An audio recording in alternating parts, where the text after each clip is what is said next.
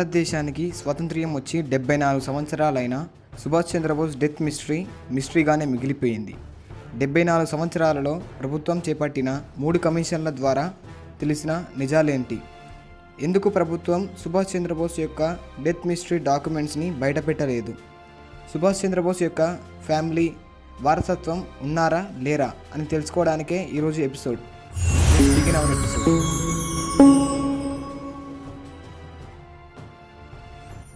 సుభాష్ చంద్రబోస్ 1897 23 జనవరిన జన్మించాడు. జానకీనాథ్ బోస్, ప్రభావతి దేవి అనే దంపతులకు జన్మించాడు. సుభాష్ చంద్రబోస్ యొక్క తండ్రి లాయర్. 1919 వరకు సుభాష్ చంద్రబోస్ తన విద్యాభ్యాసం పూర్తి చేసుకున్నాడు. 1920లో సుభాష్ చంద్రబోస్ భారతీయ సివిల్ సర్వీస్లో 4వ ర్యాంకు సాధించాడు. ఆ రోజుల్లో జరిగే భారతదేశ స్వాతంత్ర్య ఉద్యమ పోరాటాలు సుభాష్ చంద్రబోస్ పైన ఎంతో ప్రభావితం చూపాయి. వెంటనే సుభాష్ చంద్రబోస్ తన ఉద్యోగాన్ని వదిలేసి భారతదేశ స్వాతంత్ర్యం కోసం తాను పోరాడాలని అనుకున్నాడు. వెంటనే సుభాష్ చంద్రబోస్ భారతదేశ కాంగ్రెస్ పార్టీలో చేరాడు. కాంగ్రెస్ పార్టీలో చేరిన తర్వాత గాంధీజీ సుభాష్ చంద్రబోస్ను కలకత్తా పంపాడు.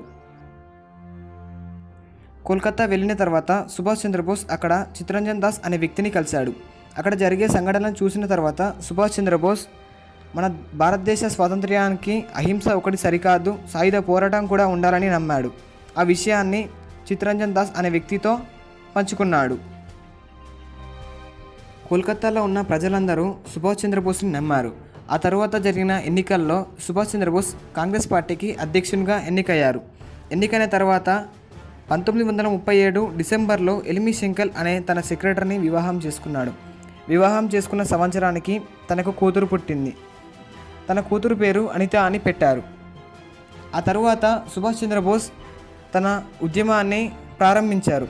ఆ ఉద్యమంలో గాంధీజీతో చెప్పారు, అహింస ఒకటి సరికాదు, సాయుధ పోరాటం కూడా కావాలి అని చెప్పారు. దీనికి గాంధీజీ ఒప్పుకోలేదు. అప్పటికే ప్రజల్లో ఎక్కువ సంఖ్యలో సుభాష్ చంద్రబోస్ని నమ్మారు. ఆ తర్వాత జరిగిన కాంగ్రెస్ అధ్యక్షుని ఎన్నికల్లో, అంటే 1938లో జరిగిన కాంగ్రెస్ అధ్యక్షుని ఎన్నికల్లో సుభాష్ చంద్రబోస్ పోటీ చేశారు. ఈ పోటీకి గాంధీజీ తరపున పట్టాభి సీతారామయ్య అనే వ్యక్తిని నిలబెట్టాడు. గాంధీజీ ఈ ఎన్నికల్లో పట్టాభి సీతారామయ్య తన ఓటమిగా ఒప్పుకున్నాడు. ఈ ఎన్నికల్లో సుభాష్ చంద్రబోస్ గెలిచారు. ఆ తరువాత భారతదేశ ప్రజలు ఎక్కువ సంఖ్యలో సుభాష్ చంద్రబోస్ని నమ్మడం మొదలుపెట్టారు. అప్పుడు కాంగ్రెస్ పార్టీ 2 పార్టీలుగా విడిపోవడం మొదలయ్యింది. అది చూసిన సుభాష్ చంద్రబోస్ తాను అధ్యక్ష పదవికి రాజీనామా చేస్తున్నానని ప్రకటించాడు. రాజీనామా ప్రకటించిన తర్వాత సుభాష్ చంద్రబోస్ అఖిల భారత ఫార్వర్డ్ బ్లాక్ అనే పార్టీని స్థాపించాడు. ఈ పార్టీ యొక్క ముఖ్య ఉద్దేశం ఏమిటంటే భారతదేశ స్వాతంత్ర్యం కోసం పోరాడడం. పార్టీ సభ్యులతో కలిసి సుభాష్ చంద్రబోస్ భారతదేశం తిరగడం మొదలుపెట్టాడు. భారతదేశం తిరుగుతూ ఉపన్యాసాలు ఇవ్వడం మొదలుపెట్టాడు. ఉపన్యాసాలు ఇచ్చే సమయంలో 6 సార్లు జైలుకి వెళ్ళి వచ్చాడు. 1939లో 2వ ప్రపంచ యుద్ధం మొదలవుతుంది అని తెలుసుకున్న సుభాష్ చంద్రబోస్ ఇదే సరైన సమయం బ్రిటిషర్స్ని మన దేశం నుండి తరిమి కొట్టడానికి అని అనుకున్నాడు. సుభాష్ చంద్రబోస్ బ్రిటిషర్స్ని మన దేశం నుండి తరిమి కొట్టడానికి మన దేశం బలంతో పాటు ఇతర దేశాల బలం ఉంటే మంచిదని నమ్మాడు. ఇతర దేశాల బలం అంటే బ్రిటిషర్స్కి ఎవరైతే శత్రువులు ఉన్నారో వారితో స్నేహం చేయడం. అప్పట్లో బ్రిటిషర్స్కి Japan, Italy, Germany, Burma, Vietnam మొదలగు దేశాలతో శత్రుత్వం ఉంది. వారితో స్నేహం చేసి బ్రిటిషర్స్ని మన దేశం నుండి తరిమి కొట్టడంతో పాటు వారిని మన బానిసలుగా చేసుకోవచ్చు అని నమ్మాడు. మహాత్మా గాంధీ మాత్రం అహింసతోనే మనకి స్వాతంత్రం వస్తుందని నమ్మాడు. సాయుధ పోరాటం చేస్తే ప్రాణాలు పోవడం తప్ప మనకి స్వాతంత్రం రాదు అని అన్నాడు. సుభాష్ చంద్రబోస్ హిట్లర్ని కలవడానికి జర్మనీకి వెళ్ళాడు. జర్మనీలో వేరే వ్యక్తి తానే హిట్లర్ ఏంటి విషయం అని అడిగాడు. అప్పుడు సుభాష్ చంద్రబోస్ మీ బాస్ని రమ్మను అని అన్నాడు. వెంటనే సుభాష్ చంద్రబోస్ని హిట్లర్ దగ్గరికి తీసుకువెళ్ళారు. హిట్లర్ దగ్గరికి తీసుకువెళ్ళిన తర్వాత సుభాష్ చంద్రబోస్ చెప్పవలసిన విషయం అంతా చెప్పాడు. తిరిగి వస్తుండగా హిట్లర్, ముందుగా వచ్చింది నేను కాదు అని నువ్వు ఎలా చెప్పగలిగావు అని అన్నాడు. సుభాష్ చంద్రబోస్ తన భుజాన్ని తట్టే శక్తి కేవలం హిట్లర్కి మాత్రమే ఉందని జవాబిచ్చాడు. మిగతా 11 దేశాలు తిరుగుతూ అక్కడ వాళ్ళ మేజర్లతో మాట్లాడాడు. బందీలుగా ఉన్న భారతదేశ సైనికులను విడిపించాడు. భారతదేశంలో మాత్రం ప్రజలు 2 భిన్నాలుగా విడిపోయారు. ఒకటి సుభాష్ సేన, మరొకటి మహాత్మా సేన. సుభాష్ సేనలో ఉన్న ప్రజలందరూ సాయుధ పోరాటాన్ని నమ్మారు. మహాత్మా గాంధీ సేనలో ఉన్న ప్రజలందరూ అహింస మార్గాన్ని నమ్మారు. 2వ ప్రపంచ యుద్ధం మొదలైంది. యుద్ధం జరుగుతున్న రోజుల్లో దేశాలు కొద్దిగా బ్రిటిషర్స్కి లొంగిపోవడం మొదలయ్యాయి. ముందుగా జర్మనీ బ్రిటిషర్స్కి లొంగిపోయింది. ఆ తర్వాత జపాన్ పైన పడిన బాంబుల వల్ల జపాన్ కూడా బ్రిటిషర్స్కి లొంగిపోయింది. ఆ తర్వాత మిగిలిన దేశాలతో సుభాష్ చంద్రబోస్ యుద్ధానికి దిగారు. అప్పుడు సుభాష్ చంద్రబోస్ వియత్నాం నుండి సింగపూర్ వెళ్లాల్సి వచ్చింది. వెంటనే సుభాష్ చంద్రబోస్ 1971 బాంబర్ అనే ఏరోప్లేన్లో సింగపూర్కు బయలుదేరారు. అతనితో పాటు హరిబుర్ రెహమాన్, తన బాడీగార్డ్, అలాగే 2 పైలట్స్ ఆ ఏరోప్లేన్లో బయలుదేరారు. వియత్నాం నుండి సైగాన్ ఎయిర్పోర్ట్కు చేరింది. సైగాన్ ఎయిర్పోర్ట్లో ఏరోప్లేన్కు ఉన్న లెఫ్ట్ సైడ్ ఇంజన్ రిపేర్కు వచ్చింది. అయినా కూడా సైగాన్ ఎయిర్పోర్ట్ వాళ్ళు బాగుందని సర్టిఫై చేశారు. ఆ తర్వాత సైగాన్ నుండి సింగపూర్ వెళ్లాల్సిన ఏరోప్లేన్ మధ్యలో క్రాష్ అయింది. ఈ క్రాష్లో హరిబుర్ రెహమాన్ మాత్రం బ్రతికి ఉన్నారు. సుభాష్ చంద్రబోస్ అలాగే 2 పైలట్స్ చనిపోయారని చెప్పుకోవచ్చారు.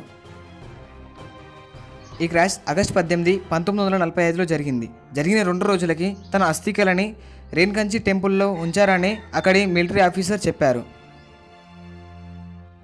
సుభాష్ చంద్రబోస్ ఎయిర్ క్రాష్లో చనిపోయారని జపాన్ ప్రభుత్వం భారతీయులకు తెలియజేసింది.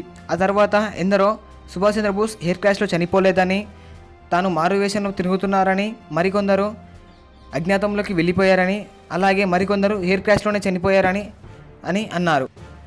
సుభాష్ చంద్రబోస్ యొక్క డెత్ మిస్టరీని తెలుసుకోవడానికి భారత ప్రభుత్వం ఇప్పటివరకు 3 కమిటీలను వేసింది.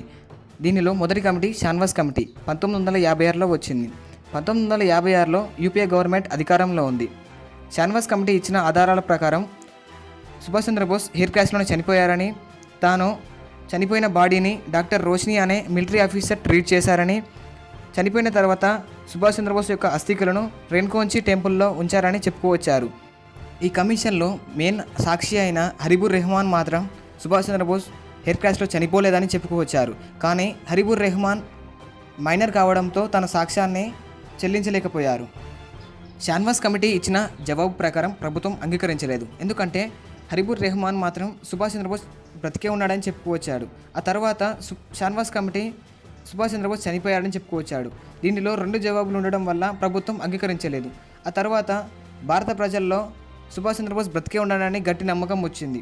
ఆ తర్వాత 1956 నుండి 1970 వరకు ఈ మధ్యకాలంలో గులామీ బాబా పేరుతో సుభాష్ చంద్రబోస్ తిరుగుతున్నారని, అలాగే నెహ్రూ చనిపోయినప్పుడు సుభాష్ చంద్రబోస్ వచ్చారని ప్రజలు నమ్ముతున్నారు. ఇలా నమ్మడం వల్ల ప్రభుత్వం మరొకసారి కోస్లా కమిటీని వేసింది. ఈ కమిటీని 1970లో వేసింది. 1970లో కూడా యూపీఏ గవర్నమెంట్ అధికారంలో ఉంది. ఈ కమిటీలో కూడా సుభాష్ చంద్రబోస్ ఎయిర్ క్రాష్లోనే చనిపోయారని, ఏదైతే షాన్వాస్ కమిటీ చెప్పిన ఆధారాలను పూర్తిగా కోస్లా కమిషన్ కూడా అదే ఆధారాలను చూపించింది. కోస్లా కమిటీ సుభాష్ చంద్రబోస్ యొక్క డెత్ మిస్టరీని విచారించేటప్పుడు హరిబుర్ రెహమాన్ మేజర్, షాన్వాస్ కమిటీ విచారించేటప్పుడు హరిబుర్ రెహమాన్ మైనర్ కావడంతో తన సాక్ష్యాన్ని కోర్టులో ప్రదర్శించలేకపోయారు. కోస్లా కమిషన్ విచారించేటప్పుడు హరిబుర్ రెహమాన్ మేజర్ అయినా కూడా కోస్లా కమిషన్ సుభాష్ చంద్రబోస్ ఎయిర్ క్రాష్లోనే చనిపోయారని విచారణలో తీసుకొచ్చారు. అప్పుడు ప్రజలందరూ సుభాష్ చంద్రబోస్ ఎయిర్ క్రాష్లోనే చనిపోయారని ఎక్కువ సంఖ్యలో నమ్మడం మొదలుపెట్టారు.